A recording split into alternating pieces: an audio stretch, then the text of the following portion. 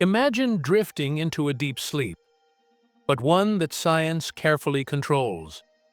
This mysterious state is called anesthesia. At first, it feels like falling asleep, but anesthesia is not ordinary sleep. Your brain is still buzzing with signals. Doctors use anesthesia to block pain, memory, and movement all at once. Without it, modern surgery would be nearly impossible. But how does it actually work? To understand, let us peek inside your nervous system. Your body talks to itself through billions of tiny messengers called neurons. These neurons send electrical signals, like sparks traveling down wires. At the end of each wire, the signal jumps across a tiny gap.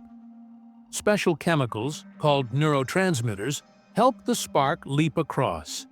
It is like a relay race happening at lightning speed. Your brain uses this system to feel pain, store memory, and move muscles. Anesthetics sneak into this system and interrupt the relay.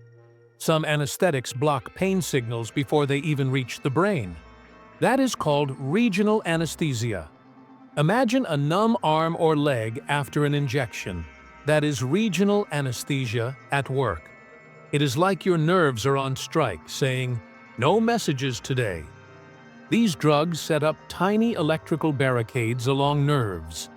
The barricades stop signals from passing through.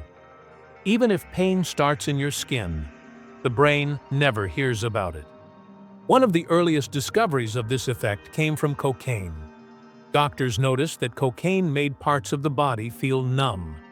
Today, safer drugs are used, but the principle is the same. For bigger surgeries, doctors need more than numbness. They need to turn off consciousness itself. That is where general anesthesia comes in. One way to deliver it is through inhaled gases. The first was ether, discovered in the 1800s. People noticed it dulled pain, and doctors quickly adopted it. Nitrous oxide, or laughing gas, became another popular option, which explains why dentists became the first unintentional comedians. Modern versions, like sevoflurane, are more controlled and safer. These gases spread through the lungs, into the blood, and then to the brain. Once there, they quiet the brain's electrical signals. Normally, your brain is like a chaotic orchestra, full of activity. That chaos keeps you awake and aware. Under anesthesia, the orchestra falls silent. The patient drifts into a state where they do not form memories. They do not feel pain, and they are unaware of time passing. But anesthesia alone is not enough. Surgeons also need muscles to relax completely.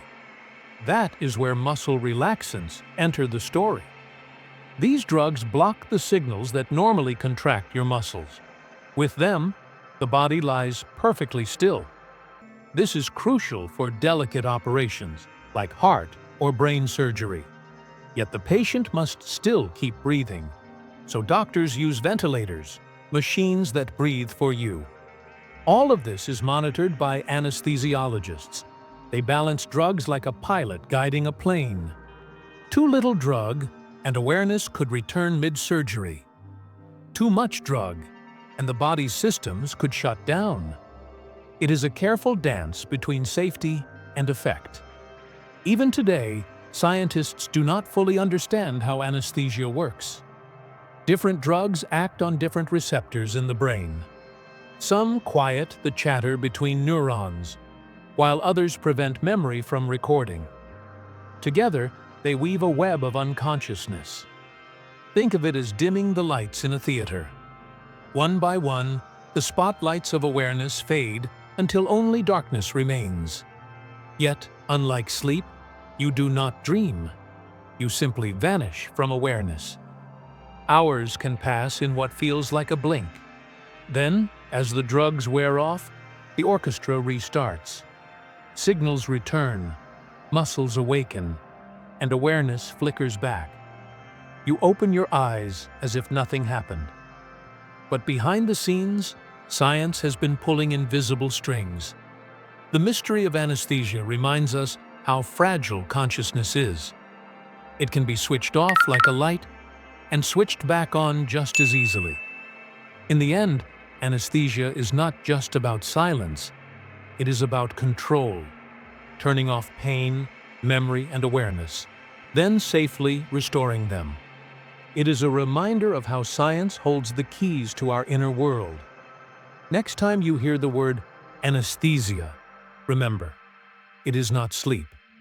It is a carefully crafted pause on consciousness itself. And in that pause, modern medicine performs its miracles.